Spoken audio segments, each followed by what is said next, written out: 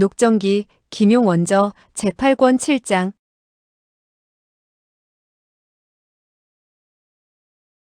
7. 황제의 밀명을 받은 위소보. 이튿날 그가 조회에 나아가니 강인은 성지를 내려 위소보의 벼슬을 올려주고 그를 장백산으로 보내 하늘에 제사를 올린다고 발표했다. 그 발표가 있고 황제가 물러가자 왕공 대신들은 다투어 축하해 주었다. 세객도는 그와 교분이 남달라 특별히 자작부로 찾아와 이야기를 나누었다. 그는 위소보가 의기소침한 것을 보고 말했다. 형제, 장백산으로 가서 하늘에 제사를 지내는 것은 물론 국물이 많은 자리는 아니지.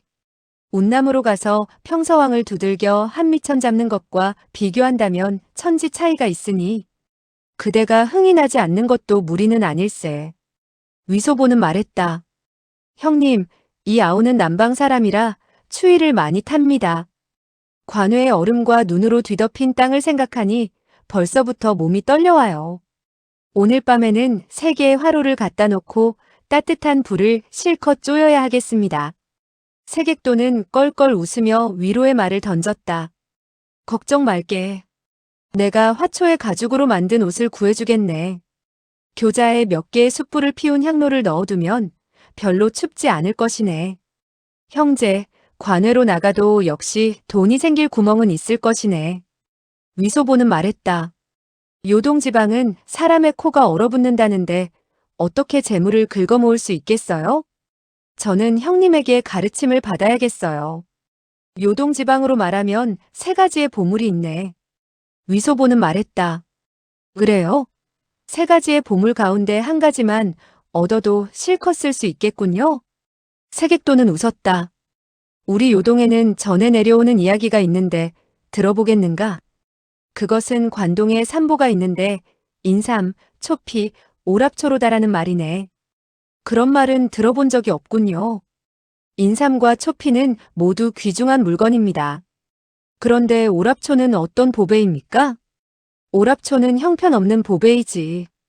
관동 지방은 추워서 땅이 얼어붙는다네. 가난한 사람들은 초피 가죽으로 만든 옷도 입지 못하고 가마를 탈 수도 없다네. 사람들의 발이 모두 얼어 터진다면 그 누가 위 형제의 교자를 들어주겠는가? 오랍초는 관동 지방 곳곳에 있네. 그저 한 움큼 뜯어서 햇빛에 말린 후 신발 속에 집어넣으면 발이 매우 따뜻해진다네. 아, 그렇군요. 오랍초라는 보물은 우리에겐 별로 필요하지 않을 것이고. 하지만 인삼은 몇 지개 정도 마련해야 되겠고. 초피 역시 1000장 정도는 장만해서 친한 친구들에게 나누어 주어야겠어요. 세객도는 껄껄 웃었다. 이런 이야기를 하고 있는데 친이병이 와서 보고했다. 복건성의 수사제독인 시랑이 인사하러 왔다는 것이다. 위소보는 그날 정극상이 한 말이 떠올랐다. 시랑은 무이파의 고수이고 정극상에게 무공을 가르치기도 했지만 후에 대청나라에 투항한 인물이라고 하였다. 위소보는 시랑이 정극상의 부탁을 받고 자기를 괴롭히러 온 것이 아닐까 하는 생각이 들었다. 풍석범이 그토록 흉악한 것을 보면 이 시랑이라는 사람도 결코 만만한 상대는 아닐 것 같아 친이병에게 말했다. 그가 왜 찾아왔지? 나는 만나지 않겠네. 그 친이병은 대답하고 나가 손님을 거절했다. 위소보는 여전히 마음을 놓을 수 없어서 다른 한 명의 친이병에게 말했다. 빨리 가서 아삼과 아륙 2사람을 부르도록 하게. 아삼과 아륙은 바로 반두타와 육고헌의 가명이었다. 세객도는 웃었다. 시정에는 위 형제와의 교분이 어떠한가? 위소보는 마음을 가라앉히지 못하고 있었다. 시정 뭐라고요? 시제독의 작봉은 정의 장군일세. 위 형제는 그와 잘 모르는 사이인가? 위소보는 고개를 가로저었다. 한 번도 만나본 적이 없습니다. 그때 반두타와 육고헌 2사람이 다가와 등 뒤에 섰다. 위소보는 등 뒤에서 이대 고수가 보호하자 약간 마음이 놓였다. 친이병이 대청으로 들어오더니 쟁반을 받쳐들고 말했다. 시 장군께서 자작 대인에게 드리는 예물이랍니다. 쟁반 위에는 뚜껑이 열려있는 비단 상자가 놓여있고 상자 안에는 백옥으로 만들어진 그릇이 놓여 있었다. 그 그릇에는 몇 줄의 글자 문양이 있었다. 옥으로 만든 그릇은 매우 깨끗했고 따뜻했으며 윤기가 나는 것으로 보아 옥의 질이 지극히 상품인 것 같고 세공도 정교한 듯해서 속으로 생각했다. 그가 나에게 예물을 주는 것을 보니 나를 적대시하는 것은 아니로구나. 그러나 방비하지 않을 수 없다. 세객도는 웃었다. 이런 예물은 정말 대단하군. 시간은 적지 않은 심혈을 기울였군. 위소보는 물었다. 아니, 뭘 보시고 그렇게 말씀하십니까? 옷그릇에 노제의 이름이 새겨져 있고 가관진작이라는 넉자가 새겨져 있지 않은가? 그 아래쪽에는 권만생 실황경증이라는 글이 있군. 그 사람은 나와 전혀 모르는 사이인데 이토록 깍듯하게 대해주다니 좋지 않은 뜻을 품고 있는 게 분명합니다. 세객도는 웃었다. 늙은 시가의 속셈은 더없이 명백하네. 그는 한마음 한뜻으로 대만을 공격하여 부모와 처자의 복수를 하려는 것일세. 이 몇 년 동안 그는 우리들에게 늘어붙어 황상에게 말씀을 올려달라고 했네. 이 일 때문에 쓴 은자만도 15만 양은 좋게 될 것일세.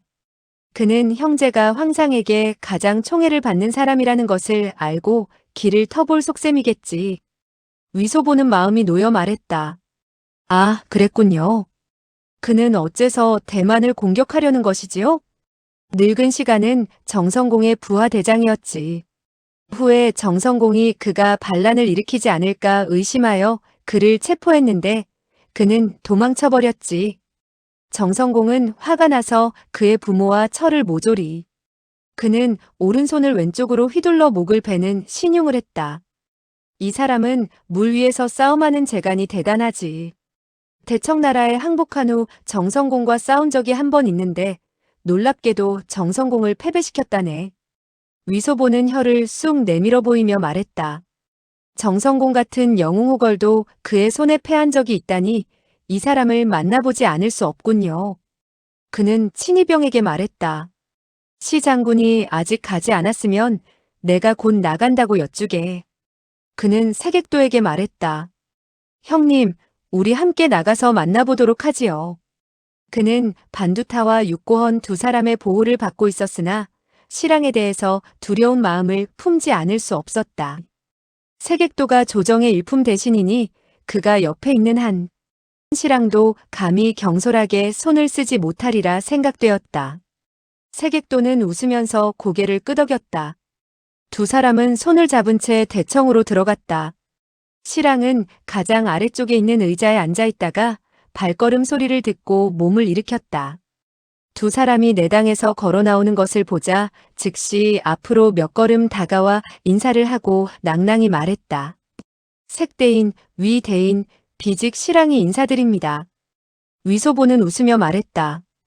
감당할 수 없습니다. 그대는 장군이고 나는 조그만 도통에 불과한데 어찌 그와 같은 인사를 차리시오?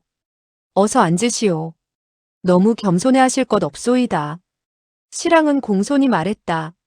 위 대인께서 이토록 겸손하시다니 정말 탐복했습니다. 위 대인께서는 1등 자작이시며 자귀에 있어서 비직보다 훨씬 높습니다. 더군다나 위 대인께서는 젊어서 자귀를 받으셨으니 공작이나 후작에 봉해지는 것은 문제없는 일이며 10년 안에 왕에 봉해질 것입니다. 위소보는 껄껄 웃으며 말했다. 하하, 정말 그런 날이 온다면 그대의 그 말씀 덕분이겠죠. 감사를 드리지 않을 수 없구려. 세객도는 웃으며 말했다. 시형, 북경에서 몇 년 머무르는 동안 입에 발린 소리를 많이 배우셨구려.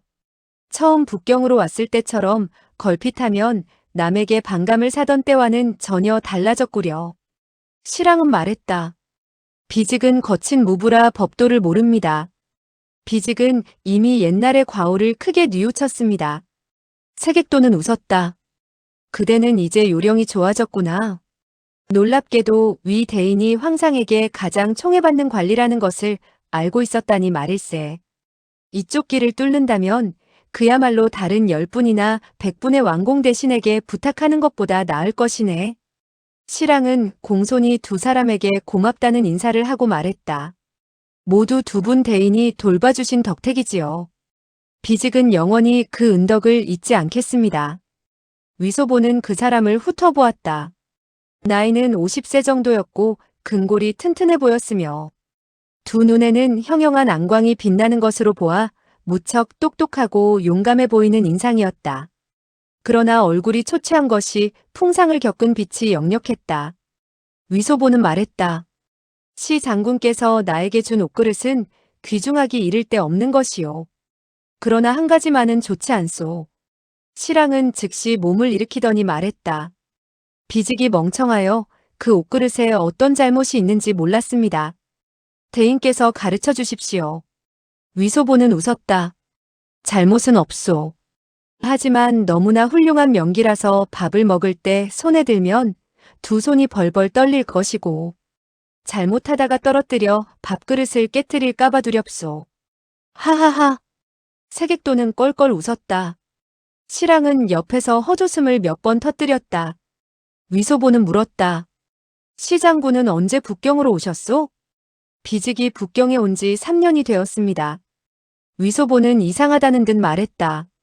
시장군은 복건의 수사제독인데 복건으로 가서 군사를 이끌지 않고 북경에서 놀고 있으니 그것은 무엇 때문이오? 아, 알겠소. 시 장군께서는 북경에서 어떤 색시를 알게 돼서 떠나기가 아쉬웠던 게로군요. 시랑은 말했다. 위 대인께서는 농담을 잘하시는군요. 황상께서는 비직을 북경으로 부르셔서 대만을 평정할 수 있는 책략을 물으셨습니다. 그러나 비직은 언변이 없고 멍청하여 대답을 제대로 하지 못했습니다. 비직은 북경에 머무르면서 바로 황상의 성지를 삼가 기다리는 중입니다. 위소보는 속으로 생각했다. 소황제는 매우 똑똑하다. 그가 마음속으로 생각하고 있는 큰일은 3번을 평정하는 일 이외에도 어떻게 대만을 공격하여 손에 넣을까 하는 것이다. 내가 말주변이 없었을지라도 좋은 방법이 있다면 황상께서는 반드시 응낙해 주셨을 것이다. 이에는 반드시 달리 원인이 있을 것이다. 그는 세객도가 한 말을 생각하고 다시 생각했다. 이 사람은 적지 않은 공로를 세워서 매우 교만방자해졌을 것이다. 황상께서 그를 북경으로 부르셨을 때 그는 누구에게도 고개를 숙이지 않고 뻣뻣하게 나왔기 때문에 권세 있는 사람들의 반감을 사서 많은 사람들이 일부러 그를 괴롭히는 것일 게다. 그는 웃으면서 말했다. 황상께서는 총명하기 이를 데 없소. 만약에 시 장군으로 하여금 북경에서 성지를 기다리도록 하셨다면 반드시 깊은 뜻이 있을 것이외다. 그대는 너무 성급히 생각하지 마시오. 서둘러 봐도 쓸모없는 일이외다. 시랑은 몸을 일으키며 말했다. 위 대인께서 이렇게 가르쳐 주시니 비로소 깨달은 바가 있습니다. 비직은 3년 동안 줄곧 마음속으로 황송하게 여겼으며 그저 황상의 뜻을 거슬리지 않았는가 두려워했습니다. 그런데 황상께서 따로 깊은 뜻이 있다니 비직은 이제 안심할 수 있게 되었습니다. 위 대인께서 이토록 깨우쳐 주시니 정말 그 은덕을 어떻게 감사해야 될지 모르겠습니다. 비직은 이제부터 밥도 먹을 수 있고 잠도 잘 수 있게 되었습니다.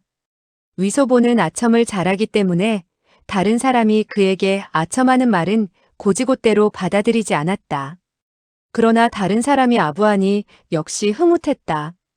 황상께서는 사람이 너무 교만해지면 쓸모가 없어지므로 반드시 그 교만한 기운을 꺾어놔야 한다고 하셨소이다. 황상께서 그대의 벼슬을 강등시키지 않았으니 다행이거니와 설사 그대를 군졸로 만들거나 뇌옥에 감금하더라도 그것은 그대를 키우겠다는 뜻에서일 것입니다. 시랑은 연신 그렇다고 말했다. 세객도는 수염을 쓰다듬으며 말했다. 그렇소. 위 자장나리께서는 정말 말씀 한번 잘했소. 옥은 깎지 않으면 그릇이 되지 않소. 그대가 선물한 그 옷그릇 역시 갈고 닦지 않았다면 그저 조잡한 돌멩이에 지나지 않아 아무런 쓸모가 없었을 것이 아니겠소? 시랑은 대답했다. 예. 위소보는 말했다. 시장군, 어서 앉으십시오. 소문을 들으니까 그대는 옛날 정성공의 부하로 있었다는데 무슨 일로 그와 사이가 나빠지게 되었나요? 대인께 말씀드리죠. 비직은 본래 정성공의 부친인 정지룡의 부하였습니다. 후에 정성공의 통솔하에 있게 되었지요. 정성공은 군사들을 모아 반란을 일으켰는데 비직은 사태를 잘 알지 못하고 멍청하게 정성공을 따라 일을 했습니다. 위소보는 말했다. 그대가 반청복. 그는 반청복명하는 것은 옳은 일이라고 말할 뻔했다.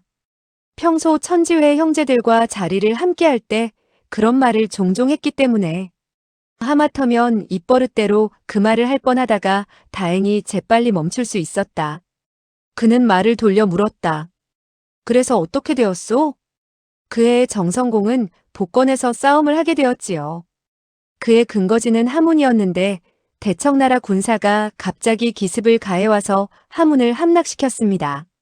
정성공은 앞으로 나아갈 수도 없고 뒤로 후퇴할 수도 없는 진퇴양난의 낭패한 꼴을 당했지요. 비직은 그때 만번 죽어 마땅한 죄를 지었습니다. 그야말로 왕사에 충성을 해야 된다는 것을 모르고 군사들을 이끌고 하문을 공격하여 다시 탈환했습니다. 위소보는 말했다. 정성공을 위해 큰 공을 세운 것이 아니오? 정성공은 그 일이 있고 나서 비직의 관직을 올려주었으며 적지 않은 보물을 내렸습니다. 그러나 후에 사소한 일로 충돌하게 되었습니다. 그게 무슨 일이오? 비직의 부하 가운데 소교 한 명이 있었는데 비직은 그를 보내 적정을 염탐해 오도록 했습니다. 그런데 그 사람은 죽음을 두려워하고 게으름을 피우는 자로서 밖으로 나간 후 산에서 며칠 밤을 잔 다음 돌아와 터무니없는 소리를 짓거렸습니다. 나는 그가 말하는 것이 뭔가 잘못되었다는 것을 알고 자세히 물어 진상을 조사해내어 그를 가두고 이튿날 참수하려 하였습니다. 그런데 그 소교는 교활하기 이를 데 없었습니다. 야밤에 정성공의 부중으로 도망쳐서 정성공의 부인인 동부인에게 내가 그에게 억울한 죄명을 씌웠다고 울며 하소연했습니다. 동부인은 인정에 약했지요. 사람을 저에게 보내 그 소교를 용서하라는 것이었습니다. 사람이 필요한 이때 함부로 부하들을 죽여 병사들의 사기를 꺾어놓으면 안 된다는 것이었습니다. 위소보는 동부인이라는 말을 듣자 진근남의 말이 생각났다. 동부인은 두 번째 손자인 정극상을 좋아하여 몇 번이나 그를 세자로 세우려 했던 것이다. 위소보는 노기충천에서 욕을 했다. 늙은 갈보 같으니 군중의 일을 계집년이 뭘 안다고 그래. 제기랄. 천하의 대사는 바로 이와 같은 늙은 갈보들 때문에 망치고 만단 말이야. 부하 장수가 군법을 어겼다는데도 참하지 않으면 모든 사람들이 군법을 어기게 될 것인데 그래 가지고서야 어찌 군사들을 이끌고 싸움을 할 수 있겠소? 그 늙은 갈보는 멍청하기만 한 것이 멀쑥하게 생긴 남자들만 좋아하는 모양이군. 신랑은 그가 이토록 분개하자 지기를 만난 듯한 느낌이 들어 무릎을 치며 말했다. 위 대인의 말씀이 더없이 옳초이다.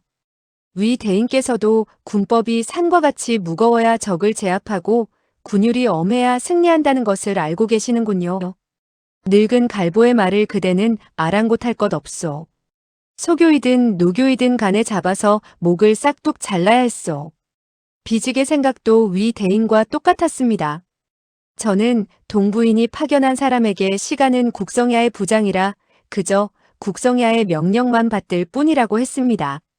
제가 동부인의 부장이 아니니 부인의 명을 받들 수 없다는 것이었죠.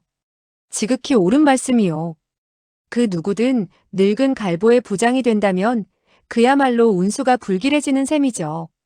세객도와 시랑은 그가 동부인을 늙은 갈보라고 크게 욕하는 것을 보고 우스꽝스럽게 생각했다. 그들이 어찌 위소보에게 사사로운 감정이 있다는 것을 알 수가 있겠는가? 시랑은 말했다. 그 늙은 동부인은 비직의 말에 화가 나서 그 소교를 부중의 친위병으로 삼고 사람을 보내와서 재간이 있으면 그 소교를 잡아가 죽여보라는 것이었습니다. 비직은 일시 성질을 누르지 못하고 직접 가서 한 칼에 그 소교의 목을 잘라버렸습니다. 위소보는 손뼉을 치며 크게 칭찬의 말을 했다. 잘 죽였소. 정말 멋지게 죽였소. 정말 깨끗하고도 속 시원하게 죽였구려. 비직은 그 소교를 죽인 후 큰 화를 불러일으켰다는 것을 깨닫고 정성공에게 가서 사죄했습니다. 저는 제가 큰 공을 세웠고 또 부하가 군법을 어겼으니 그를 죽인 것에는 큰 잘못이 없다고 생각했습니다. 그러나 정성공은 부인의 말을 듣고 제가 윗사람의 위엄을 거스르는 죄를 지었다면서 즉시 저를 감금시켰습니다. 저는 국성야께서 영웅이시고 호방하시니 일시 화를 내어 나를 며칠간 감금하더라도 곧 풀어줄 것으로 생각했습니다. 그런데 어느 정도 시일이 흐르자 저의 아버지와 동생 그리고 척까지도 모조리 잡아들여 뇌옥으로 쳐넣는 것이 아니겠습니까? 이렇게 되자 저는 일이 잘못되었다는 것을 알았고 정성공이 나의 목을 자르려 한다는 것을 알았지요. 그리하여 지키고 있는 사람이 방비를 소홀히 하는 틈을 타서 도망쳤습니다. 얼마 후 들은 소식에 의하면 정성공은 저의 전가족을 한 명도 남기지 않고 죽였다는 것입니다. 위소보는 고개를 가로저으며 한숨을 내쉬고 말했다. 모두 동부인이라는 그 늙은 갈보의 잘못이요. 시랑은 이를 부드득 갈며 말했다. 정씨 집안과 저는 바다같이 깊은 원한이 있습니다. 그러나 애석하게도 정성공이 너무 일찍 죽어 이 원한을 갚기 어렵게 되었습니다. 비직은 눈물을 삼키며 맹세했습니다. 언젠가는 저 역시 정씨 집안의 전가족을 잡아서 모조리 몰살시키겠다고 말입니다. 위소보는 시랑이 정씨 집안을 다 죽이겠다고 말하자 자연 그의 큰 적수인 정극상까지 포함하는지라 연신 고개를 끄덕였다. 죽여 마땅하오. 죽여 마땅하오. 그대가 그 원수를 갚지 않는다면 영웅호걸이 아니오. 시랑은 강희에게 부름을 받아 북경으로 온 이후 황제를 딱 한 번 만났을 뿐이었다. 그 후로 북경에서 한가한 세월을 보냈는데 벼슬은 여전히 복건성의 수사제독이었고 자귀 역시 정의 장군이었다. 그러나 북경에서 하는 일 없이 향원만 받아먹고 있을 뿐 부하가 없는 형편이어서 순천부 아문의 졸개의 위세보다도 못했다. 웅심이 큰 사내가 이와 같이 매일 하는 일 없이 놀고 먹으니 뜨거운 솥 위에 개미처럼 안달이 날 수밖에 없었다. 그는 3년 동안 며칠에 한 번씩 병부로 가서 알아보곤 했다. 그리고 선물을 보내기 위해 돈을 적지 않게 쓴 까닭으로 그동안 축적해온 은자를 모조리 북경의 관계라는 밑빠진 독에 쏟아붓게 되었다. 그러나 황제는 여전히 그를 부르지 않았고 복건성으로 돌아가서 직책을 다하라는 유시도 내리지 않았다. 나중에 병부에서는 시랑의 이름만 들어도 골치 아파했다. 시랑이 궁해지고 돈이 없어 선물도 하지 못하자 그 누구도 그를 아랑곳하지 않았다. 그런데 위소보가 자기 마음에 맞는 말을 하자 그는 대뜸 복건성으로 돌아갈 희망이 생겼다고 느껴 얼굴에 흥분의 빛을 띠었다. 세객도는 말했다. 시 장군, 정성공이 그대의 전 가족을 다 죽인 것은 잘못이오. 하지만 그대 역시 그로 인해서 전하위복이 되고 어둠에서 벗어나 밝음을 찾게 되지 않았소?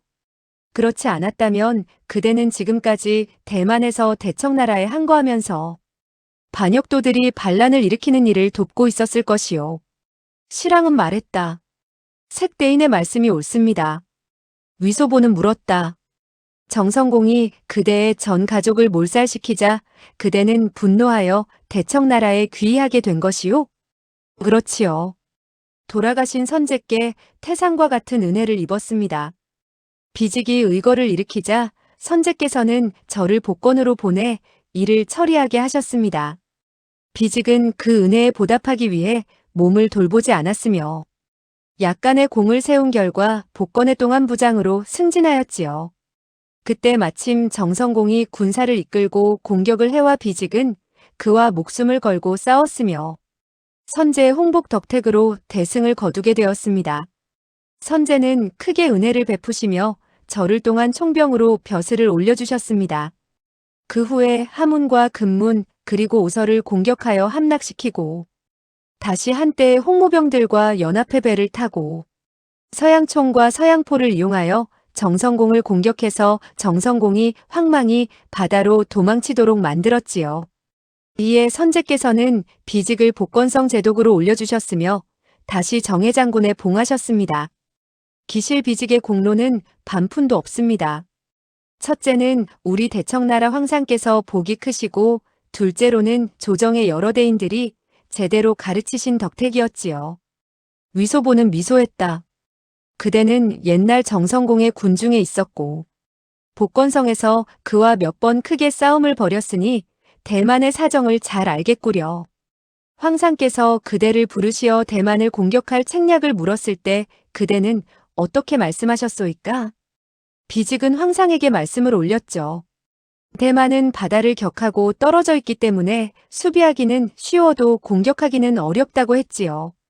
대만의 장수와 군사들은 모두 정성공을 따라 수백 번 싸움을 치른 정예병들이니 대만을 공격하려면 군사를 통솔하는 사람은 정권을 위임받아야 하며 제동을 거는 사람이 없어야 비로소 성공할 수 있다고 했습니다. 그대 한 사람만 호령을 내리도록 해달라는 것이요? 비직은 감히 그토록 건방진 마음을 품을 수 없습니다. 하지만 대만을 공격하려면 반드시 그들이 방비하지 않는 틈을 타야 합니다. 북경과 복건성은 수천 리나 떨어져 있습니다. 만약 대만을 공격할 좋은 기회를 포착하였을 때 황상에게 상주하고 조정에서 천천히 허락을 내린다면 그 기회는 이미 사라져버릴지도 모릅니다. 대만의 장수들 가운데 다른 사람은 몰라도 진영화라는 자는 지모가 크게 뛰어납니다. 거기다가 유국헌이라는 자는 그야말로 용감하고 싸움에 능하여 실로 강적이라 하지 않을 수 없습니다. 만약 경솔하게 출병을 했다가는 필승하기 어렵습니다. 위소보는 고개를 끄덕였다. 옳은 말씀입니다. 황상께서는 영명하기 이를 데 없으니 결코 그대의 그와 같은 말이 잘못되었다고 탓하지는 않을 것이외다. 그대는 또 무슨 말씀을 하셨소? 실랑은 말했다. 황상께서는 다시 대만을 공격할 책략을 하문하셨습니다. 그래서 비직은 말씀드렸지요. 대만의 군사들은 정예병들이긴 하나 수요가 많지 않기 때문에 대청나라에서 대만을 공격하려면 마땅히 두 가지 계책을 써야 한다고 말씀드렸죠. 우선 이간질이 필요합니다. 그들의 내부가 서로 화목하지 못하도록 해야 한다는 것입니다. 가장 좋은 것은 유언비어를 퍼뜨려 진영화가 군주를 패하고 스스로 왕이 될 마음이 있으며 유국헌과 함께 음모를 꾸미고 있다고 말해야 되겠지요. 정씨가 의심을 일으켜 어쩌면 진영화와 유국헌 두 사람을 죽일지도 모르죠. 설사 죽이지 않는다 해도 그들을 중용하려 하지 않을 테니까 두 사람의 권한을 약화시킬 수 있을 겁니다. 진영화와 유국헌은 한 사람은 재상이고 한 사람은 장수인데 대만의 두 기둥이라 할 수 있지요. 두 사람이 일제히 물러나면 말할 수 없이 좋은 기회죠. 그러나 한 사람만 없앤다 하더라도 나머지 한 사람은 외기둥으로 큰 집을 지탱할 수는 없죠. 위소보는 속으로 놀랐다. 제기랄, 너는 우리 사부님을 해치려 하고 있구나. 그는 물었다. 일검무열 풍석범은 어떻소? 실랑은 크게 놀라 의아한 어조로 말했다. 위 대인께서는 풍석범까지도 알고 계시는군요. 위소보는 말했다. 황상께서 한담을 하실 때 들먹이는 것을 들었소이다. 황상께서는 대만의 내부 사정을 자세히 알고 계시오. 황상께서는 동부인이 멀쑥하게 생긴 손자 정극상을 좋아하고 세자 정극장을 좋아하지 않아 아들에게 세자를 바꾸라고 종용하고 있다고 하셨소. 그와 같은 일이 있었소? 실랑은 탐복했다는 듯 말했다. 거룩하신 천자께서는 정말 영명하시고 슬기롭군요. 정말 천고에 드뭅니다. 깊은 궁궐 안에서도 만리 밖의 일을 밝게 살펴보시는군요. 황상의 그 말씀은 절대 틀림이 없습니다. 그대는 대만을 공격하는 일에는 두 가지 방법이 있다고 했소. 한 가지 방법은 계책을 써서 진영화와 유국헌을 죽이는 것이라고 했는데 다른 한 계책은 무엇이요? 다른 한 계책은 수군을 이끌고 공격하는 것입니다. 한 곳만 공격해서는 쉽게 성공하기 힘드니 반드시 세 갈래로 일제히 공격을 해야 합니다. 북으로 계룡항을 공격하고 가운데로 대만부를 공격하며 남으로 타고항을 공격해야 합니다. 그중 한 곳만 성공한다면 상륙하여 발붙일 수 있어 대만의 인심이 크게 동요할 것입니다. 그러면 그 기세는 그야말로 파죽죽과 같을 것입니다. 수군을 거느리고 바다에서 싸움을 하는 것에 대해서 그대는 잘 알겠구려. 비직은 한평생을 수군에 몸담고 있었기 때문에 해전에 대해서는 잘 알고 있는 편이죠. 위소보는 속으로 생각했다. 이 사람이 정씨 일가를 몰살시키고 정극상이라는 녀석을 해치우는 것은 괜찮은 일이다. 그러나 정성공은 영웅호걸인데 그의 정가족을 몰살한다는 것은 지나친 일이다. 더군다나 대만을 공격하는 것은 바로 나의 사부님을 해치는 것이니 그런 일이 있어서는 안 된다. 이 사람이 해전에 뛰어나다니 이번 신룡교를 토벌하는 일에 그를 파견한다면 일거양득이 되겠구나. 그는 세객도에게 물었다. 형님은 어떻게 생각하십니까?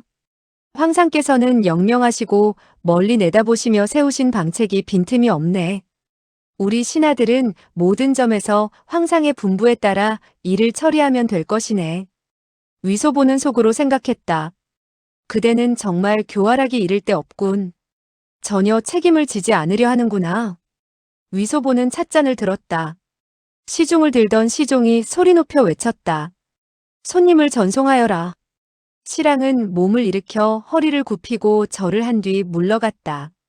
세객도 역시 한동안 농담을 하고 떠나갔다.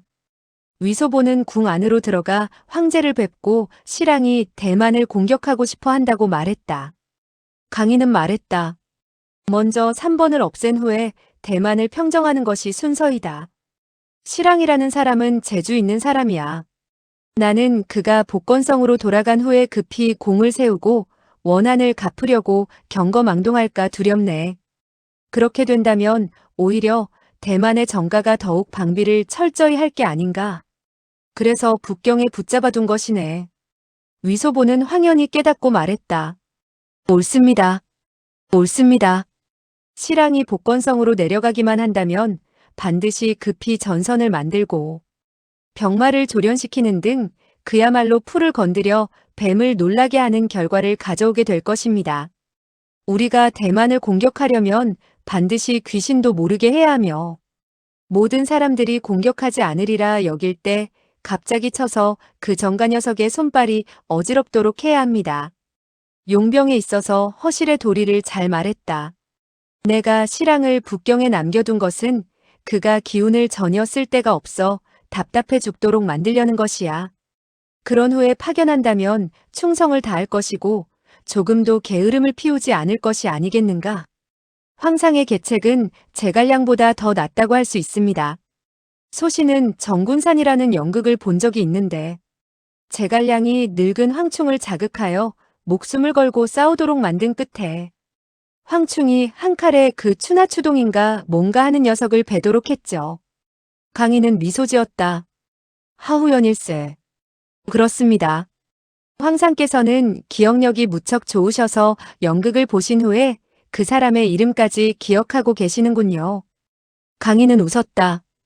그 사람의 이름은 책에 쓰여 있네. 그런데 시랑은 그대에게 어떤 예물을 주었는가? 위소보는 깜짝 놀라 말했다. 황상께서는 모든 것을 알고 계시는군요.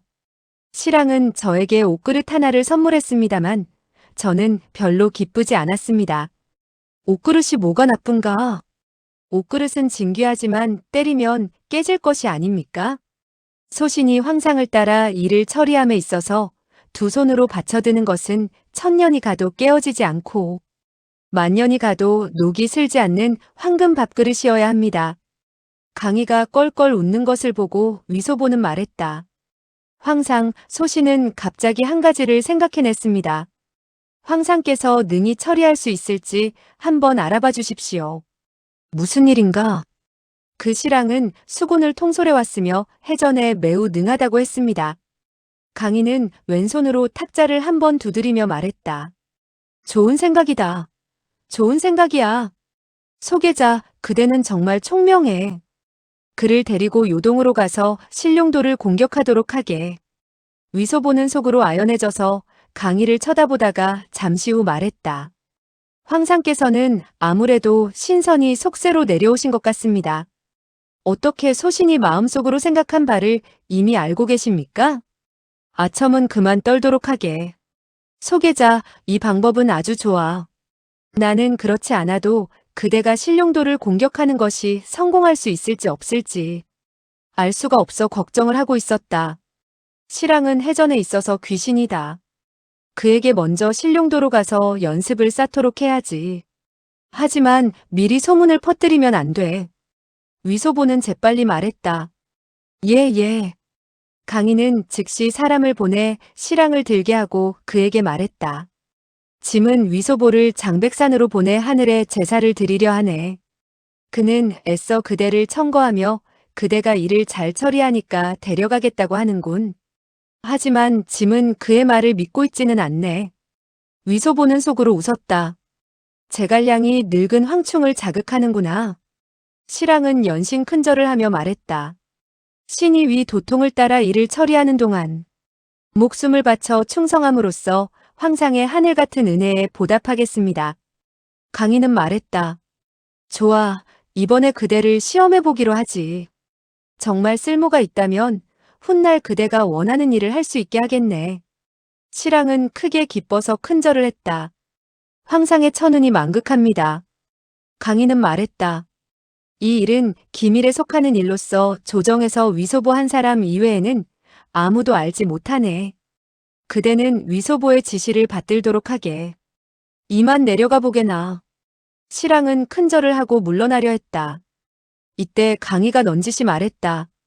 위 도통이 그대를 끔찍하게 생각하고 있으니 그대는 커다란 황금 밥그릇 하나를 그에게 선물하도록 하게. 실랑은 대답을 했으나 속으로 크게 의혹을 느꼈다. 황상의 뜻을 몰라 곁눈질로 쳐다보니 황상은 무척 즐거운 표정인지라 속으로 결코 나쁜 일은 아닌가 보다라고 생각했다. 위소보가 자작부에 돌아오니 실랑이 문 앞에서 기다리고 있다가 얼마나 감사한지 모른다는 말을 했다. 위소보는 말했다.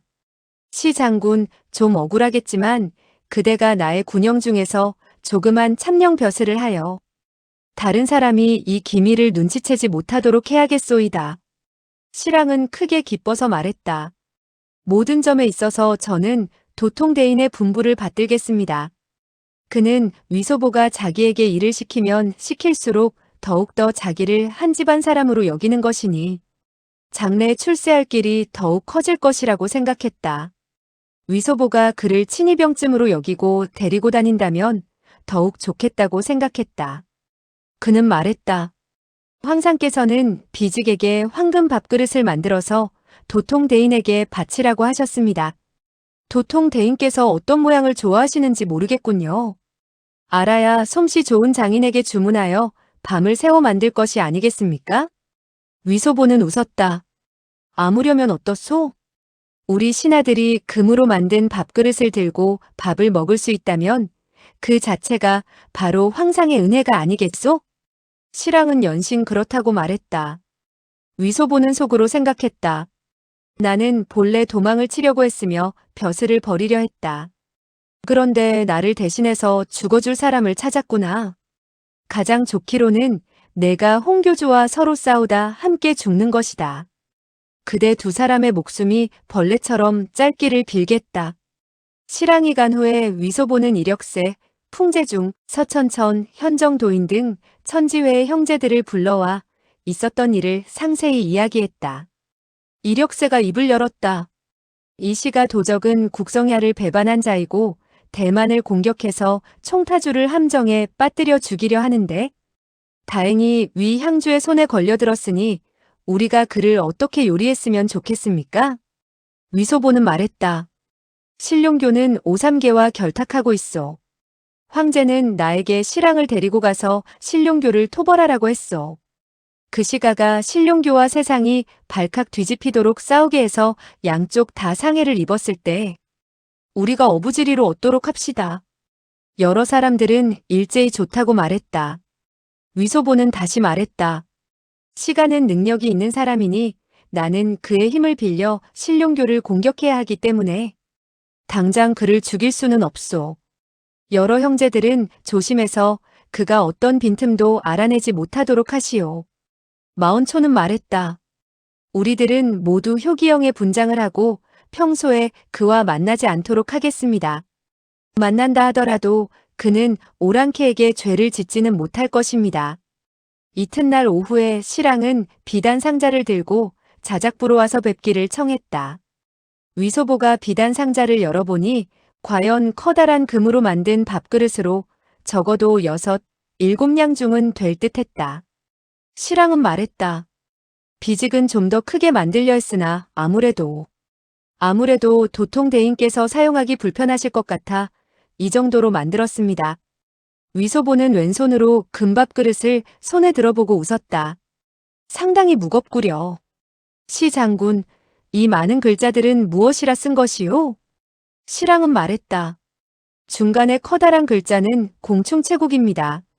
위에 조그만 글귀는 흠사형 내시위부 대신 겸요기영 정황 기도통 사천왕마괴 바투르 용호 1등 자작위 소보입니다.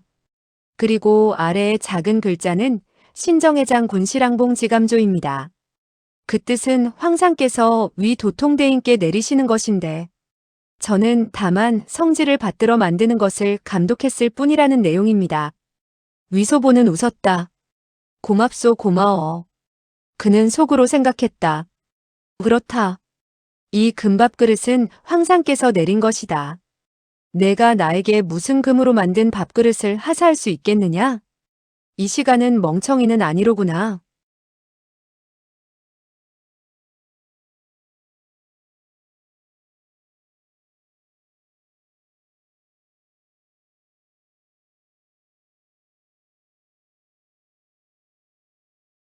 녹정기 김용원저 제8권 8장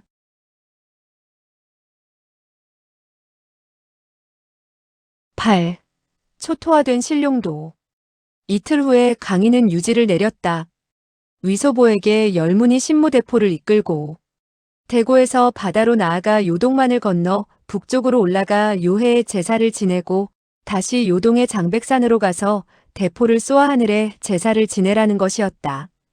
위소보는 유지를 받들었다. 위소보는 신룡교를 공격하는 것이니 반두타와 육고헌은 데리고 갈 수 없다고 생각하여 그들 두 사람을 북경에 남겨두고 쌍하와 천지회의 형제들 그리고 효기영의 인마들을 통솔하고 천진에 이르렀다. 그곳의 관원들은 흠차 대신을 극진히 영접했으며 온갖 아첨을 떨었다. 오직 한 명의 텁석부리 무관만은 표정이 오만했으며 절을 할 때도 얼렁뚱땅 넘기고 위소보를 전혀 안중에도 두지 않았다. 위소보는 크게 노해서 화를 내려고 했으나 다시 생각을 바꾸었다. 황상께서 분부하시기를 이번에는 모든 점을 은밀히 하고 쓸데없는 사건을 일으켜 다른 사람의 입에 오르내리지 말라고 하셨다. 내가 나를 업신여긴다면 너 텁석부리를 가만 놔둘 줄 아느냐? 우리 두 사람이 겨루어보자. 누가 더 큰 벼슬을 하게 되는지. 한 벼슬아치는 위소보가 친히 오배를 죽인 영웅적인 일을 크게 칭찬했다. 위소보는 의기양양해져서 다시는 그 텁석부리를 아랑곳하지 않게 되었다. 이날 밤 위소보는 천진의 수사형 총병을 불러 강희의 밀지를 전했다. 그 수사형 총병은 황보라는 자였는데 밀지에서 수사형 관병과 배를 이끌고 흠차 대신에 지휘를 받아 중요한 임무를 처리하라는 내용을 발견하자 그는 허리를 굽혀 훈시를 받으려 했다. 위소보는 수사형에는 관병이 얼마나 되며 배가 몇 척이나 되는지를 물었다. 그는 시랑을 불러와서 시랑으로 하여금 황보와 함께 바다로 나아가는 일을 논의하도록 하고 자기는 뒤쪽에 있는 군영으로 가서 여러 장수들과 패고 노름을 시작했다. 천진에서 사흘을 머문 후에 수사형에서는 양식, 물, 탄약, 화살 등을 구입해서 배 위로 올렸다. 위소보는 수사형과 효기형의 관병들을 이끌고 대전선 10척, 2호 전선 38척을 이끌고 닻을 올려 바다로 나아갔다. 대고를 떠나 바다에 이르자 위소보는 그제서야 성지를 선포했다. 우리는 이번에 신룡도를 소탕하러 가는 것이니 상하의 관병들은 반드시 충성을 다할 것이며 성공한 후에는 각기 벼슬이 오르고 후한 상을 받게 되리라고 말했다. 관병들은 자기 쪽에 인원수가 많고 또 흥차 대신이 열문이 서양 대포를 지니고 있으며 신룡교는 기껏해야 한때 해적들이 웅크리고 있을 뿐이니까 대포를 몇 방 쏘아붙이면 해적쯤은 모조리 몰살시킬 수 있을 것이라고 생각했다. 이번에야말로 공을 세우고 반드시 벼슬이 오르리라 생각하고는 일제히 환호성을 지르며 야단들이었다. 위소보는 주함에 올라 지난번 방위에게 속아서 신룡도로 갔던 일을 상기했다. 그 당시 방위는 교활하기는 했으나 며칠 동안 바다에서 함께 지냈던 부드러운 맛을 되씹어보니 매우 그리워졌다.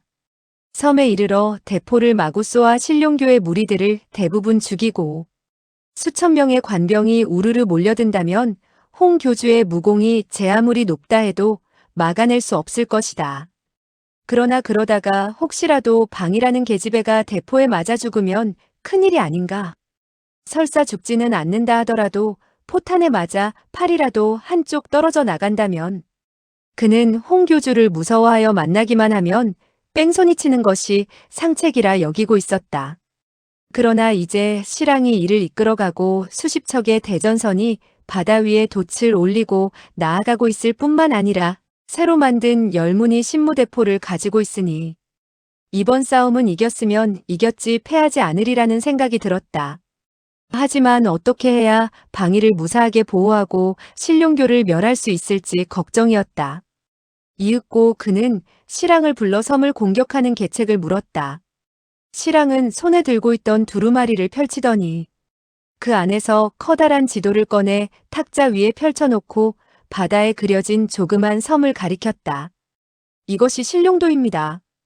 위소보는 실랑이 신룡도에 이미 붉은 원을 그려놓고 세 개의 붉은 화살촉이 동쪽, 북쪽, 남쪽 세 갈래에서 붉은 원 쪽을 겨냥하고 있는 것을 보고 크게 탐복해서 말했다.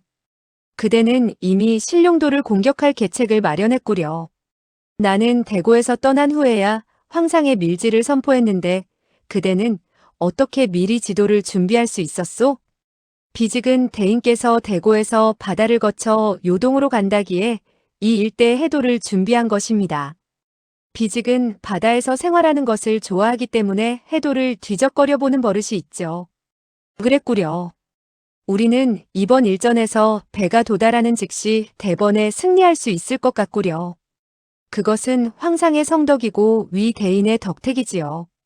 비직의 얕은 의견으로는 세 갈래로 군사를 나누어 섬의 북쪽과 동쪽 그리고 남쪽 세 갈래 길로 공격을 하고 서쪽의 한 갈래만 공격하지 않고 놓아두는 것입니다. 한 차례 대포를 쏘면 섬의 도적들은 감당할 수 없어 10중 8구 섬의 서쪽 바다로 뛰어들 것입니다. 그러면 우리는 섬 서쪽 30리 밖의 이 조그만 섬 뒤쪽에 20척의 배를 매복시켰다가 비적들이 도망을 치게 되었을 때 20척의 전선들을 일제히 몰고 나아가 길을 막고 대포를 쏘아대면서 북쪽, 동쪽, 그리고 남쪽의 세 갈래 길을 전선으로 에워싸는 겁니다. 즉 해적들의 배를 한복판에 몰아넣는 것이죠. 그러면 해적들은 일망타진될 것이고 한 명의 해적도 살아서 도망칠 수 없을 것입니다. 위소보는 손뼉을 치며 연신묘책이라고 소리쳤다. 실랑은 말했다. 대인께서는 중군을 거느리시고 이름도 없는 뒤쪽의 작은 섬에 좌정하시어 독전하시되 결코 싸움에 뛰어들지 않도록 하십시오. 중군이 위치하는 곳은 태산과 같이 흔들림이 없어야 합니다. 통솔자의 함선이 조금이라도 손상을 입고 큰 바람이 불어 돛대라도 부러지면 군심이 동요합니다. 비직이 전선을 통솔하여 세 갈래로 공격하겠습니다. 황총병은 복병을 통솔하여 길을 막기로 하지요. 그리고 10척의 조그만 소정이 왔다 갔다 하며 상호 연락을 맞도록 하고 어떤 행동을 할 것인가는 대인께서 수시로 명령을 내리십시오. 비직과 황총병이 받들어 행하겠습니다. 위소보는 크게 기뻐서 속으로 생각했다. 그대라는 사람은 정말 눈치 빠르기 이를 데 없군. 내가 죽음을 두려워한다는 것을 알고는 30리 밖에 조그만 섬에 앉아있도록 만드는군. 설사 그대들 정군이 멸망당한다 해도 나는 재빨리 쾌선에 오를 여유가 있을 것이고 뺑소니를 칠 수 있을 것이니 정말 묘책이다. 정말 묘책이야. 그는 실랑을 크게 칭찬해 주었다. 실랑은 말했다. 비직은 오래전부터 위 대인의 위엄을 들어왔으며 위 대인께서 과거 친히 만주 제1용사 오배를 죽인 사실을 알고 있습니다. 그리하여 만주와 한나라를 통틀어 제1용사의 영광을 얻으신 것도 알고 있습니다. 그렇기 때문에 황제께서는 파로도라는 칭호를 내리셨으며 그야말로 무용을 천하에 떨치게 된 것이 아니겠습니까? 그런데 비직으로서는 한 가지 걱정되는 일이 있습니다. 대인께서 황은에 보답하기 위해 싸움에 임하게 되었을 때 몸을 돌보지 않을까 하는 점입니다.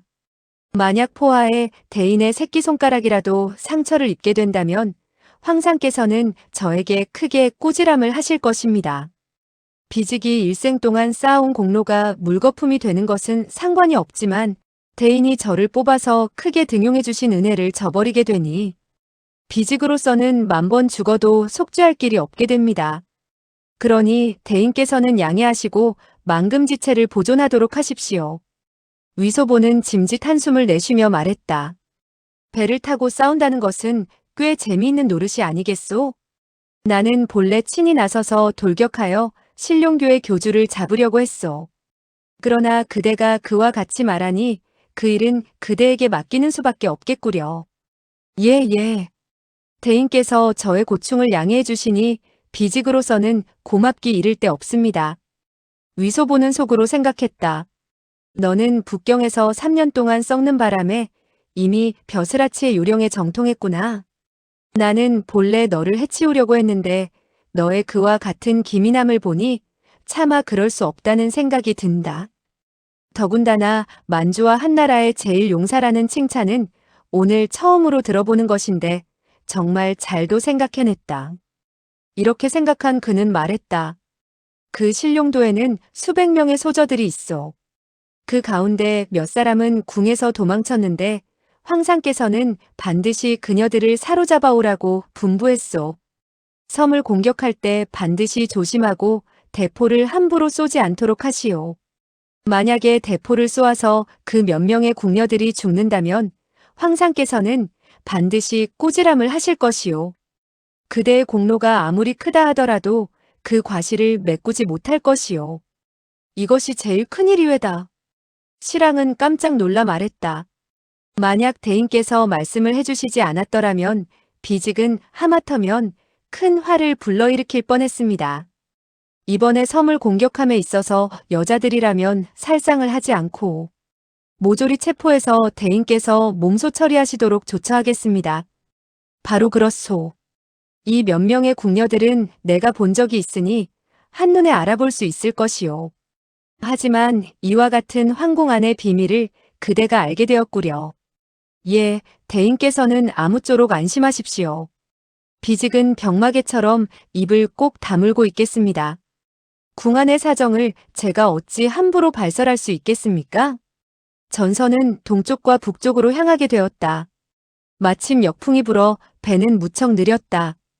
바야흐로 전선은 신룡도에서 그리 멀지 않은 곳에 이르렀다. 실랑은 앞쪽에 조그만 섬을 가리키며 입을 열었다. 저곳이 바로 도통대인께서 주둔할 곳입니다. 이 조그만 섬은 아직까지 붙여진 이름이 없는데 대인께서 이름을 내려주십시오. 위소보는 머리를 극적극적하며 말했다. 나보고 이름을 생각하라는 것은 그야말로 내 목숨을 달라는 것과 마찬가지외다.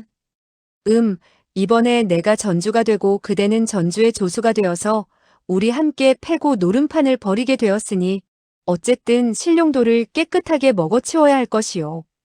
그러니 이 조그만 섬을 통째로 먹는다는 뜻에서 통을도라고 합시다. 실랑은 웃으며 말했다. 정말 멋집니다. 위 대인께서 통을도에서 독전한다는 것은 크게 길한 일입니다. 적군이 아무리 완강하고 무섭다 하더라도 어쨌든 모조리 먹어치울 것입니다. 위소보는 껄껄 웃고는 호통을 내질렀다. 장병들이여, 군사를 통을도로 상륙시켜라. 이 한마디는 그가 연극을 보며 배운 것이었다. 이때 위소보가 그와 같이 호통을 지르니 제법 위풍이 늠름하고 사뭇 위험이 있어 보였다. 수십 척의 전선은 앞뒤에서 기함을 호위한 채 천천히 통을도 쪽으로 나아갔다. 갑자기 한 척의 조그만 배 위에서 병사들이 소리를 지르며 다가왔다. 그들의 보고에 따르면 바다에서 항구에 떠있는 시체를 발견했다는 것이었다. 위소보는 눈살을 찌푸리며 속으로 생각했다. 출사가 불리하다. 떠오른 시체를 만나다니 모조리 죽는 게 아닐까? 신랑은 말했다. 대인께서 단번에 승리의 기쁨을 누리시게 된 것을 축하합니다. 아직 대포와 화살을 쏘기도 전인데 적이 이미 한 명 죽었으니 이것이야말로 큰 길조가 아닐 수 없습니다. 비지기 가보겠습니다. 그는 조그만 배로 뛰어내렸다. 잠시 후 실랑은 기함으로 올라와 말했다. 도통대인에게 알립니다. 그 떠오른 시체는 손발이 뒤로 묶여 있습니다. 아마도 해적이 재물을 약탈하고 목숨을 해친 후 바다에 밀어넣은 것 같습니다. 막 여기까지 말을 했을 때 조그만 배에서 다시 부르짖는 소리가 들렸다. 다시 두 구의 시체가 발견되었다는 것이다. 위소보는 안색이 확 일그러졌다. 이때는 실랑 역시 길하다는 말을 하지 못했다. 그는 다시 조그만 배로 뛰어내려가서 살피더니 기함으로 되돌아왔을 때는 얼굴 가득히 기쁜 빛을 띠고 말했다. 대인께 말씀드립니다. 떠오른 시체들은 비지기 보기에 신룡도 사람들 같습니다. 그대가 어떻게 아시오? 첫 번째 시체에서는 아무것도 알아볼 수가 없었습니다. 그러나 뒤의 시체들은 틀림없는 해적입니다. 체구가 건장할 뿐 아니라 틀림없이 몸에 무공을 지니고 있었던 사람이었습니다. 그렇다면 신룡도의 내분이 일어났다는 말이오? 바람이 신룡도 쪽에서 불어오고 있고 이 세구가 떠내려온 것을 보면 10중 8구 바람을 따라 흘러온 것입니다. 만약 적이 내분을 일으켰다면 위 대인께서 이번 전주가 되신 것은 그야말로 홍소두부를 먹는 것처럼 한번 깨물 필요도 없이 한 입에 집어삼킬 수가 있겠습니다. 위소보는 눈을 들어 먼 곳을 바라보았다. 바다 위에 물안개가 가득 피어올라 신룡도의 모습을 볼 수가 없었다. 갑자기 해면 위에 고무공 같은 물건이 두둥실 흘러오는 것이 보였다. 저게 뭐예요? 실랑은 한참 동안 바라보다가 말했다. 그 물건은 정말 약간 이상하군요.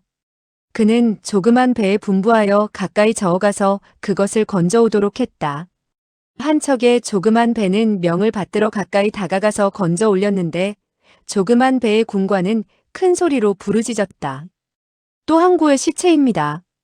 이번엔 땅딸보군요. 위소보는 속으로 생각했다. 혹시 그일까? 그는 말했다. 이리 옮겨와서 나에게 보여주도록 하게. 3명의 수병이 그 떠오른 시체를 기함에 떠매고 와서 갑판 위에 내려놓았다. 땅딸보 시체의 손발은 모조리 소가죽으로 만든 줄에 묶여 있었다. 위소보가 보니 과연 수두타였다. 그는 지극히 뚱뚱한 데다가 이때 물을 잔뜩 먹었기 때문에 배가 불룩하게 솟아있어 마치 커다란 공과 같았다. 바닷물이 그의 입에서 꿀럭꿀럭 솟아나왔다. 한참 후에 그 커다란 배가 불룩불룩해지면서 숨을 쉬기 시작했다. 관병들은 일제히 부르짖었다. 시체가 부활했다.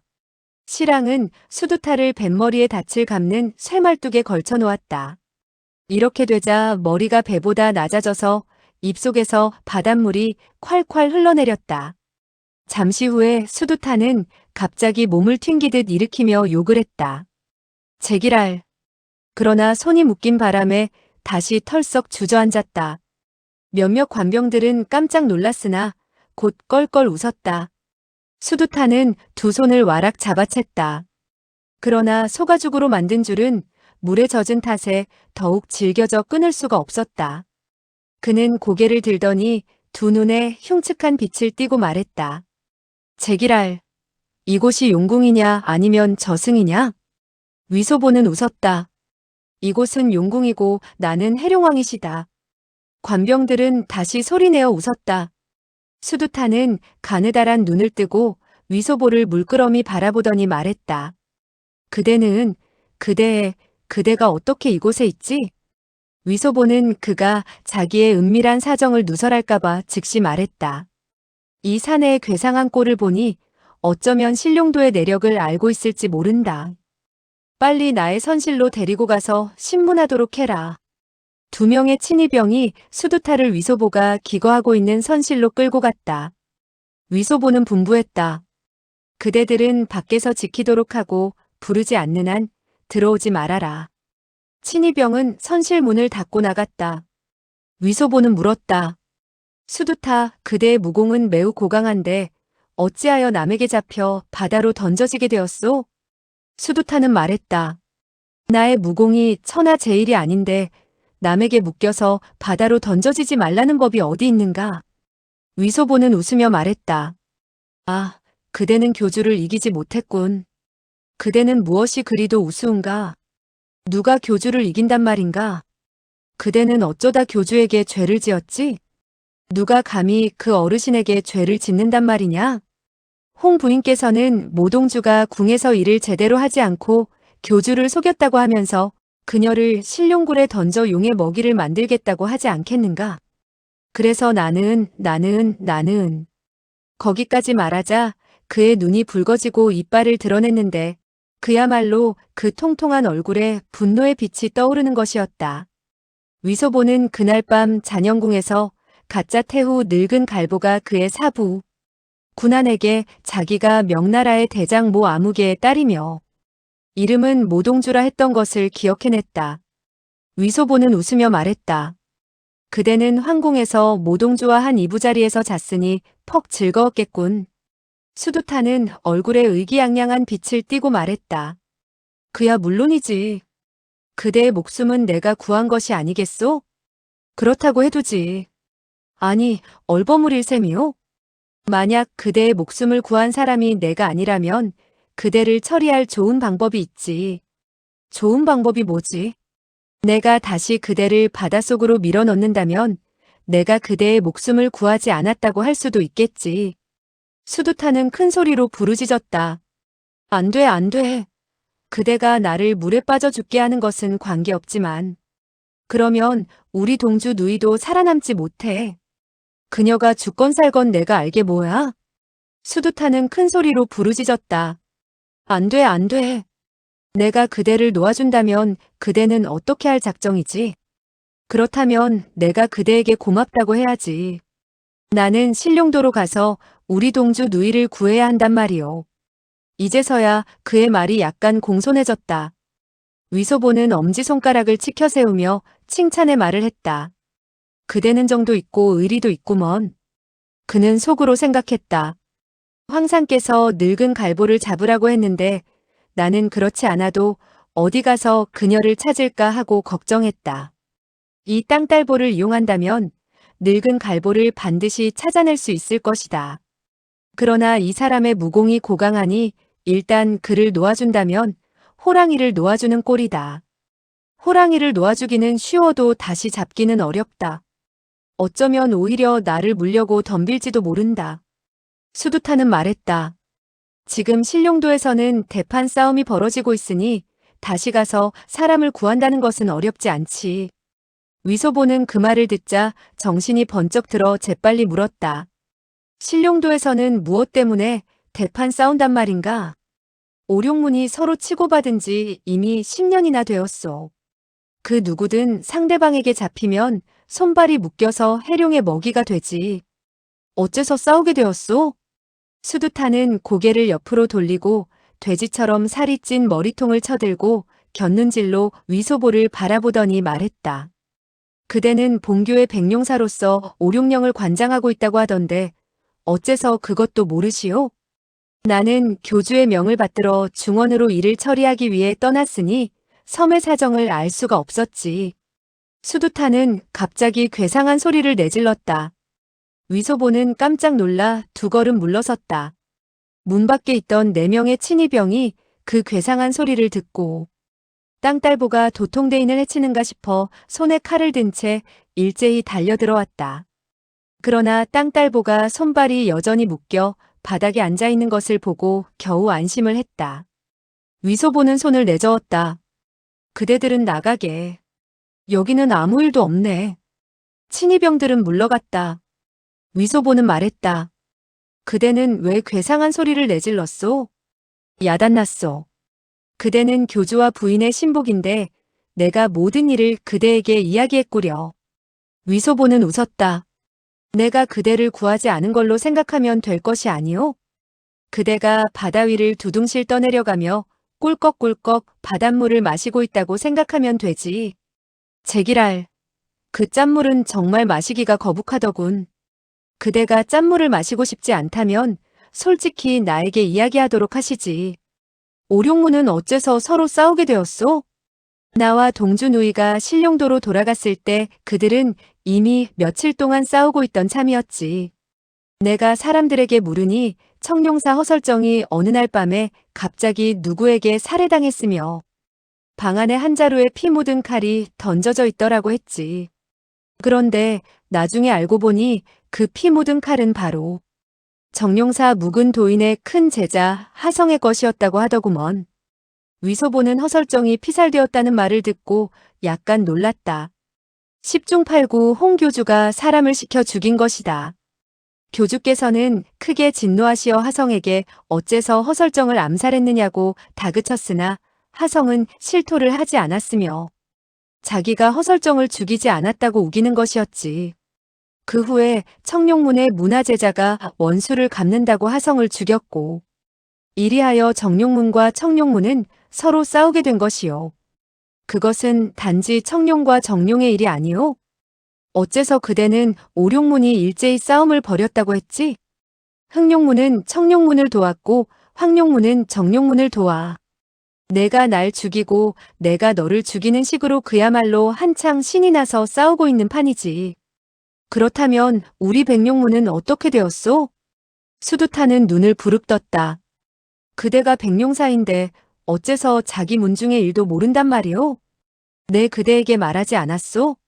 나는 섬에 없었으니 자연히 모르고 있다고. 그대 문화는 두 파로 나누어졌소. 노형제들은 한 파가 되어 청룡문을 돕고 젊은 제자들은 다시 한 파가 되어 정룡문을 돕고 있어. 위소보는 눈살을 찌푸렸다. 오룡문이 크게 싸움을 하는데 교주께서는 상관하지 않는단 말이오? 모두들 신이 나서 싸우니 교주도 진압할 수 없는 모양이요. 여기까지 이야기했을 때 갑자기 배가 멈추고 선상의 수병들이 호통을 질렀다. 쇠사슬이 철거덕거리는 소리와 함께 바다로 던져졌다. 이미 통을도에 도달한 모양이었다. 위소보는 뱃머리에 올라갔다. 그 섬에는 나무가 무성했고 별로 높지 않은 산줄기가 사방으로 뻗쳐 있는 것이 제법 그럴듯한 경치였다. 그는 실랑에게 말했다. 신룡교에는 도처에 독사가 있어. 그대가 먼저 사람을 위로 올려보내 통을도에 뱀이 있는지 없는지 알아보시오. 실랑은 명령을 받고 물러갔다. 곧 10척의 소정이 통을도 쪽으로 저어갔다. 수병들은 섬에 상륙하자 숲속으로 들어가 수색을 벌였다. 얼마 후 횃불 신호가 들어왔다. 섬에는 아무 일도 없으며 적의 종적도 독사도 보이지 않는다는 뜻이었다. 즉시 선봉대가 상륙하고 중군장의 군막을 세웠다. 그리고 한쪽에 위자를 새긴 원수의 깃발이 군영 앞에 세워졌다. 위소보는 그제서야 소정에 옮겨 타고 실랑과 황총병의 호위를 받는 가운데 통을도에 올랐다. 호각 소리와 북치는 소리가 일제히 울려 퍼지는 가운데 군사들은 허리를 굽혀 절을 했다.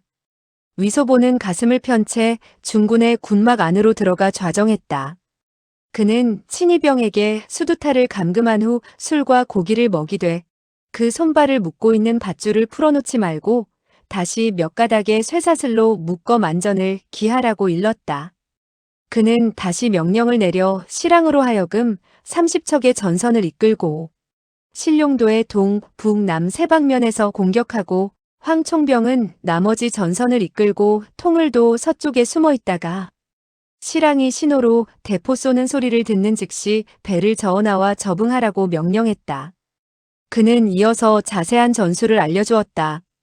황총병과 수사영의 부장, 참장, 수비, 효기영의 참령, 좌령 등 대소군관들은 도통대인이 나이는 어리지만 수전의 책략에 대해서 깊이 알고 있고 계책이 치밀할 뿐만 아니라 지휘가 뛰어난 것을 보고 탐복해 마지 않았다.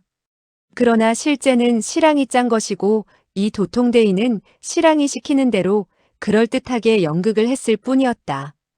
이날 밤 군사들은 배불리 밥을 먹었다. 해질 무렵이 되어 한때의 전선이 앞으로 저어나갔다. 이튿날 묘시에 세 방면에서 공격을 하기로 했다.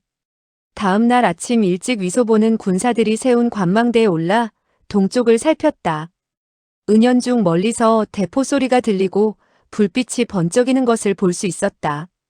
그리고 해면에서 무더기로 짙은 연기가 피어오르는 것을 볼 수 있었다. 그는 실랑이 이미 대포를 쏘아대며 공격을 개시했다는 것을 알았다. 불현듯 그는 방위의 안위가 걱정됐으나 실랑이 이를 조심스럽게 처리할 것이고 자기가 2번, 3번 당부하여 섬의 여자들을 해치지 않도록 했으니 그가 틀림없이 유의할 것이라고 안심했다.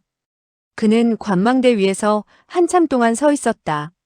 이윽고 다리가 아파오자 중군장으로 돌아와 6알의 주사위를 들고 속으로 생각했다.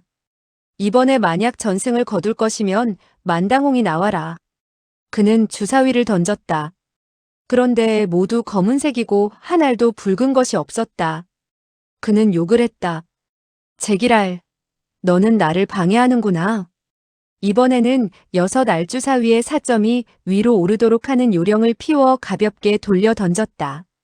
이번에는 과연 5알의 주사위는 붉은 4점짜리였는데 하나만 검은 빛의 5점이 나왔다. 그는 자기가 수작을 부린 결과였지만 기쁨을 감추지 못했다. 쌍아가 차를 들고 들어오며 말했다. 상공 안심하세요. 이번에는 반드시 크게 이길 거예요. 그대가 어떻게 아시오? 우리가 그 많은 대포를 쏘아대는데 상대방에서 어찌 막아낼 수 있겠어요? 자, 쌍아.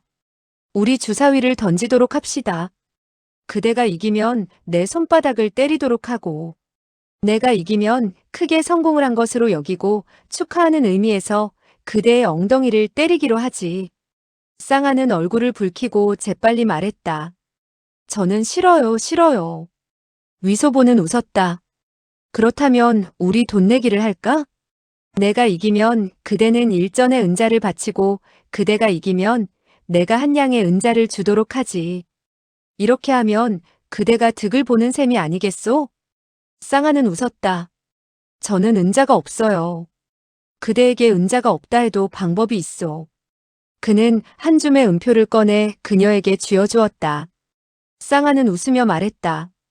저는 은자가 필요 없어요. 아, 그대는 노름을 하고 싶지 않은가 보군.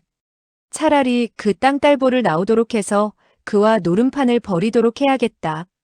그때 갑자기 신호로 터뜨리는 대포 소리가 울려 퍼졌다. 위소보는 펄쩍 뛰어 일어나 냉큼 쌍아를 얼싸안고 말했다. 대성공이야. 입이나 한번 맞춥시다. 쌍아는 웃으며 재빨리 고개를 숙였다. 위소보는 그녀의 뒷덜미에 2번 입맞춤을 하고 웃으며 말했다. 그대의 목덜미는 정말 희군. 이때 호각 소리가 울려 퍼졌다. 그는 중군장에서 나와 관망대 위로 올라섰다. 그러고 보니 멀리 신룡도에서 3개의 커다란 불기둥이 곧장 구름을 뚫고 하늘 높이 피어오른 것이 아닌가. 신룡도 전체는 이미 검은 연기에 휩싸여 있었다. 신룡도는 이미 대포에 초토화된 것이 틀림없었다. 그리고 한 척의 전선이 동쪽을 향해 나아가고 있었다. 그는 속으로 생각했다. 실랑이라는 이 녀석은 제법이로구나. 이를 헤아림에 있어서 귀신 같지는 못해도 어느 정도는 헤아려 보았구나. 바다 위에 전선들이 오고 가는 것이 무척 느려 보였다. 그는 관망대에서 반나절 동안 서 있었으나 신룡도에서 어떤 배도 탈출해 나오는 것을 볼 수 없었다. 실랑과 황총병이 동쪽과 서쪽에서 협공을 하는 것도 볼 수 없었다. 이윽고 그는 중군장으로 들어와 휴식을 취했다. 2시즌을 기다리니 친위병이 보고를 했다. 조금 전에 연화 신호를 보았는데 도통대인에게 승첩을 보고했다는 것이 아닌가. 위소보는 크게 기뻐서 속으로 생각했다. 이번 큰 싸움에서 조금도 힘들이지 않고 이기게 되었다. 아무쪼록 방이라는 계집애의 머리카락 한 가닥도 포화에 타지 않았으면 좋겠다. 다시 한 시즌 정도 흐르자 날이 어두워졌다. 친이병이 몇 척의 조그만 배가 포로들을 압송해서 통을도 쪽으로 오고 있다고 보고했다. 위소보는 크게 기뻐서 벌떡 일어나 해변가로 달려갔다. 과연 5척의 조그만 배가 섬으로 다가오고 있었다. 위소보는 친이병에게 물었다. 어떤 사람들을 잡았는가? 조그만 배에서는 고함치는 소리가 들렸다. 이 배에 탄 것들은 모두 계집애들이고 남자들은 뒤에 있습니다. 위소보는 크게 기뻤다. 실랑이 일을 잘해주었구나. 그는 눈을 들어 살펴보았다. 그는 방이의 아리따운 모습이 눈에 들어오기를 바랐다. 물론 늙은 갈보를 사로잡고 또한 아름답기 이를 데 없는 홍 부인마저 잡아서 매일같이 그녀를 바라만 볼 수 있어도 기쁜 일일 것 같았다. 한참 동안 기다리니 5척의 배가 언덕에 닿았고 효기형의 관병들이 호통 소리를 내지르며 200여 명이나 되는 여자들을 데리고 올라왔다. 위소보는 하나하나 확인했다. 모두 정룡문 문화의 소녀들인데 하나같이 고개를 숙이고 맥 빠진 모습을 하고 있었다. 어떤 여자들은 옷이 찢겨져 있었고 어떤 여자들은 상처를 입고 있었다. 그러나 방이는 보이지 않았다. 위소보는 약간 실망해서 물었다. 또 다른 여자들은 없소? 한 명의 좌령이 말했다. 도통대인께 보고드립니다. 뒤에 또 있습니다. 아직도 세 부대의 군사들이 수색하고 있는데 독사들이 너무 많기 때문에 수색이 좀 늦어지고 있습니다. 신룡교의 교주는 잡았는가? 이번 싸움은 어떻게 한 것이지? 좌령은 말했다. 도통대인께 보고합니다. 오늘 이른 아침 30척의 전선이 해변가로 다가가서 일제히 포를 터뜨렸습니다. 모두 대인의 분부에 따라 3번 포를 쏘고 좀 멈추도록 했으며 포탄이 떨어지는 곳은 섬의 빈터였습니다. 섬사람 중에서 누가 나와 항거하고자 할 때 다시 포를 터뜨렸습니다. 도통대인은 정말 귀신과 같이 이를 예측하셨습니다. 이 방법으로 3번을 쏘아대자 신룡교의 비적들 4,500명을 죽이게 되었습니다. 그 이후에도 일대의 젊은이들이 죽음을 두려워하지 않고 공격을 해왔으며 입으로 홍 교주는 백전백승이며 수명은 남산과 같으리라 하고 부르짖었지요.